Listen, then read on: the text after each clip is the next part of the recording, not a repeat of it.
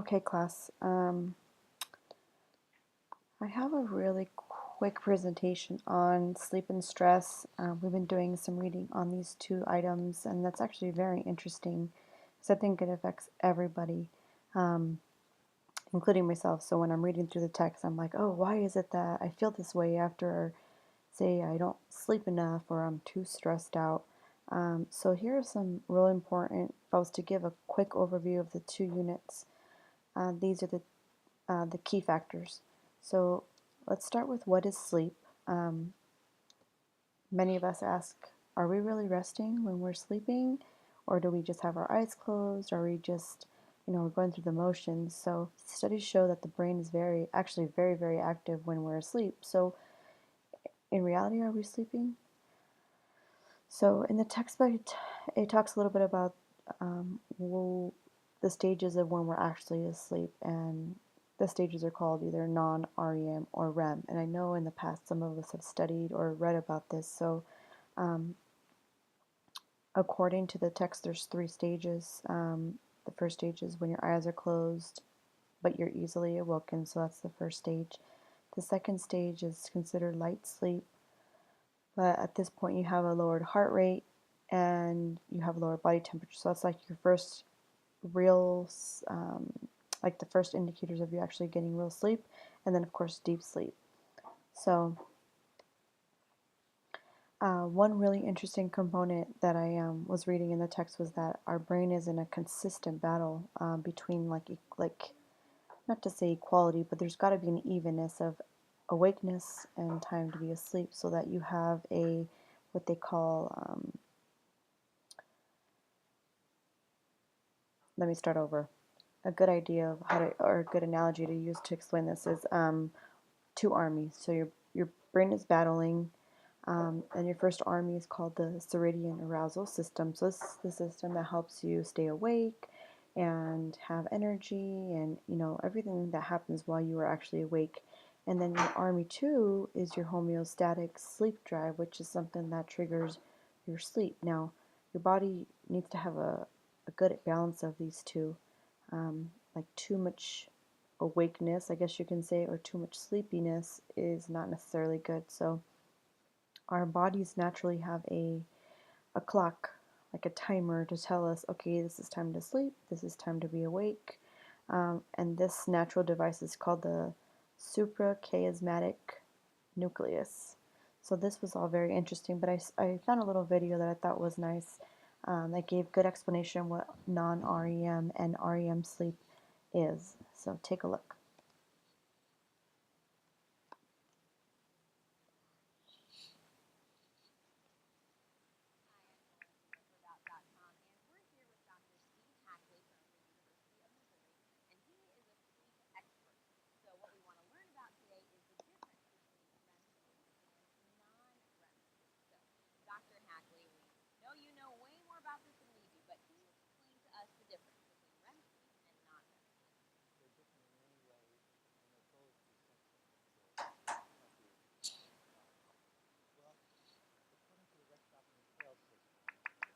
Non-REM stages are divided into four types.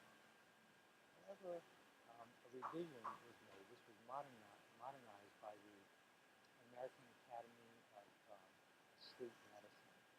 And according to this new system, stages 3 and 4 have been collapsed together. So they now call it N1, N2, N3, and R. In the early part of the night, there's a lot of N3. And during this period, these big, slow waves occur more than 20% of the time. Stage N2 accounts for about 50% of the night's sleep. In the late part of the night, towards morning, there's much less N3 and considerably more REM. It's during REM sleep that we have dreams, and our brain is very activated. If you wake a person up during rapid eye movement sleep, they will usually report a vivid and prolonged narrative. By contrast, if you wake a person up during non-REM sleep, they typically report nothing at all, but if they do, it would be a short, thought-like dream, not really what we would call a vivid dream. You might think that by the 21st century, we would know what sleep is for. Why do people spend a third of their lives unconscious and immobile? We don't know the answer to that. But we do have good guesses at this point. With regard to non-REM sleep, the best current evidence is that the purpose is restoration. So when we're in the deepest part of non-REM sleep, when delta waves are being produced by the brain, during this period, growth hormone is secreted, especially in young people. REM sleep, on the other hand, probably has something to do with taking memories from a very temporary form and creating permanent memories in our brain. This involves both creating connections, little spines growing out from our brain cells to connect with other brain cells, or pruning them, cutting back spines that are not needed. So non-REM sleep, restoration, REM sleep, consolidation of memories. Thanks so much for watching our video. For more information on sleep and to see more of the wonderful Dr. Haslett, check out about.com. All right, so all very, very neat information. So let's continue here.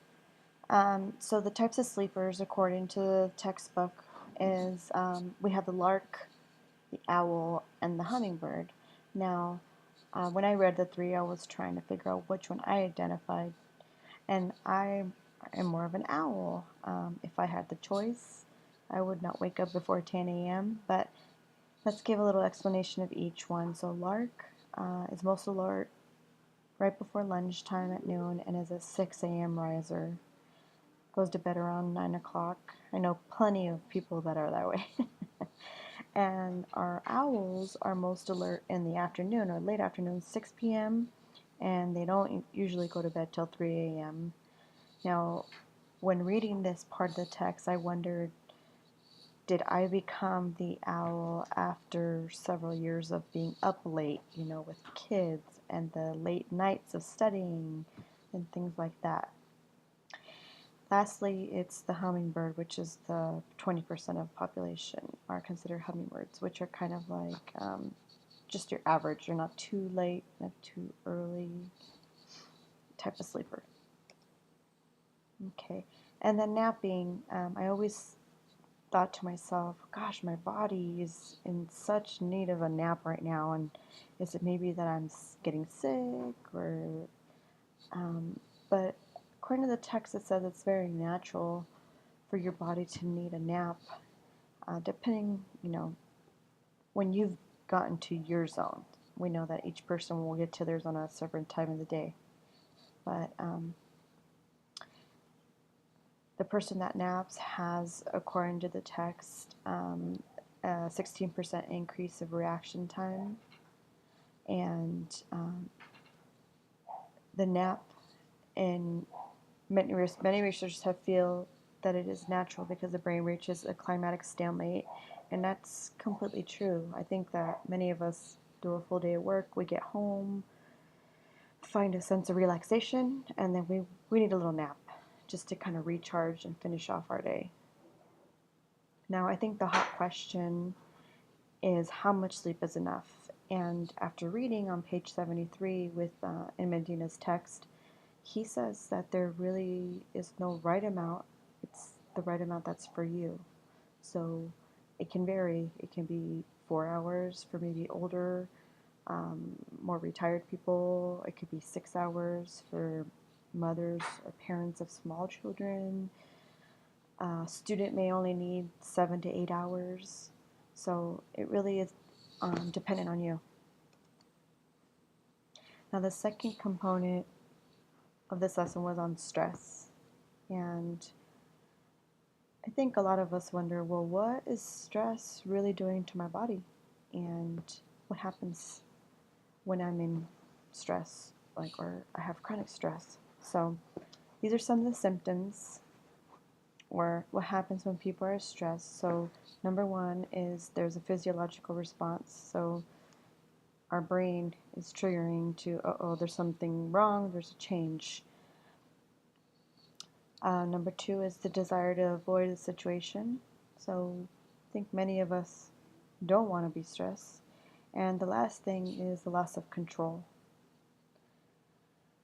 So I wanted to pull a quote from the text that I thought was important. So according to Medina, our bodies are not physiologically built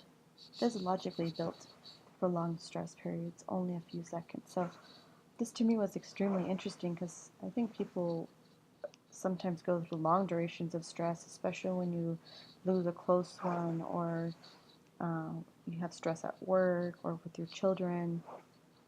And I can see why your body was probably just made for stress to be within seconds, not for long periods of time. Um, I know that when I'm stressed for a long time, I start feeling ill, or my head starts hurting, my body's not as functional as it should be. So the text says that these are the possible effects of stress. Now we know number one is the effect on the heart. The increase of the adrenaline in our body can partially scar our blood vessels, which will then affect the cardiovascular system. So chronic stress can also cripple the immune system. So after your body just is in consistent, it's like we described earlier, like a battle. In that consistent battle, your immune system starts breaking down. It just can't take anymore. So that's why people that are stressed sometimes are more ill, mentally and physically. And then lastly, it says that too much stress can slow the thinking process and create loss of concentration. So as teachers or administrators, how does this affect our students? And we know that it can affect the students' learning process. If a lot of stress is occurring at home, we see that it directly affects their performance at school. And those key indicators, or those key performance indicators that we look for as educators, we can see they usually plummet when a student is going through a lot of stress. So if a student says, teacher, I'm going through a lot at home, my parents are getting divorced, my mom's sick, or something like that, you can see that it affects their schoolwork. And lastly, it affects our students because it creates a lot of emotional stress, and that affects them through school, their interactions with their teachers, and so on. And here are some of the references that I used online. Thank you for taking the time. Have a wonderful day. Bye-bye.